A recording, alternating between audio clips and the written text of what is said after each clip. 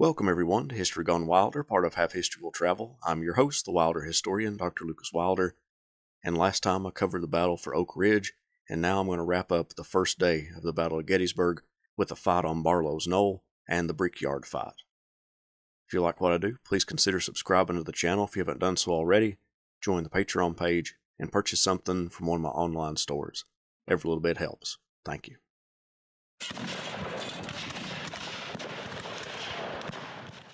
As Robert Rodes' division pressed the Union Army from the northwest and the divisions of Dorsey Pender and Henry Heath attacked them from the west, a fight also broke out north of town with a portion of Rodes' division and the arriving division of Jubal Early.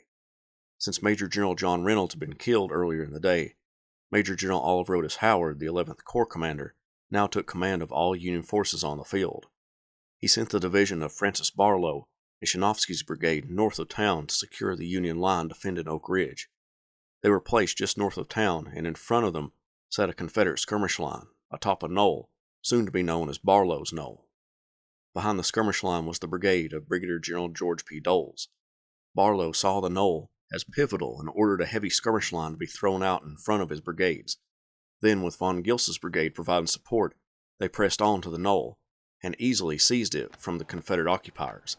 But this action garnered attention from Dole's brigade and Early's division, which was coming down the Harrisburg Road.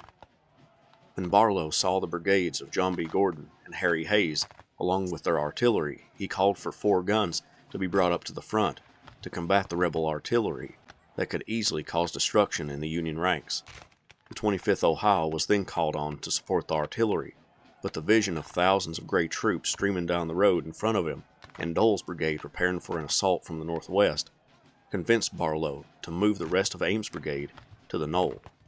The Georgians were closing in on the Union position and advanced within 50 paces of the enemy, and both sides began to exchange volleys. The lines were so close that the flag bearers from the 25th Ohio and the 31st Georgia fought one another with their own flagstaffs. Canister from the Union gunners had ripped holes in the Confederate line as they passed over Rock Creek, but despite the casualties, Gordon urged his men toward the enemy. Confederate artillery created havoc in the Union lines as well. The commander of Barlow's artillery, Lieutenant Wilkeson, was an early casualty when an artillery shell severed his leg below the knee. The young officer cut away the remnants of his limb with his pocket knife, but died later that day from shock and loss of blood. The brigade of von Gilsa gave way first, leaving Ames' brigade to deal with the rebels, who were advancing closer.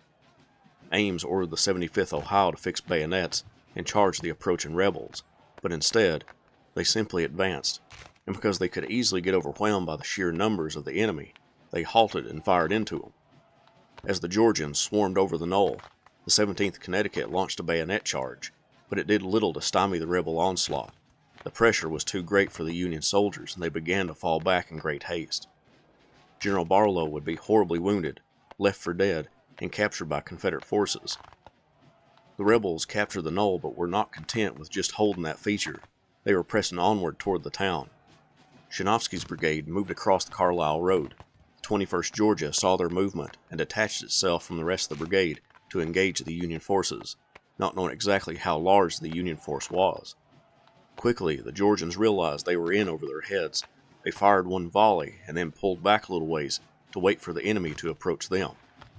The 21st Georgia hunkered down while the rest of Dole's brigade and Gordon's brigade moved toward the Federals. But the 2 batteries of artillery on the west side of the Carlisle Road let loose enfilade fire into the Confederate ranks, bringing death and destruction with every blast. The left of Dole's men and the right of Gordon's overlapped the 26th Wisconsin and sent the Badgers and the 75th Pennsylvania running for the rear. The Ohioans and New Yorkers fought on for a little while longer with the Georgians, but it was all in vain. They had to fall back as well. Brigadier General Schimmelpfennig, acting 3rd Division commander of the 11th Corps, had already sent the 82nd Illinois to support the Union left, but now sent the 157th New York across the open fields to hopefully help the Union troops streaming back toward the town. However, they couldn't see the 21st and 12th Georgia regiments concealed behind the landscape, and like a swarm of bees, the Confederate regiments formed a semicircle around the New Yorkers. The Confederate artillery on Oak Hill hit the New Yorkers from the rear as well. The men that could retreat did so, but the attack came at a terrible cost. The 157th suffered 75% casualties, with 27 killed, 166 wounded, and 114 captured or missing.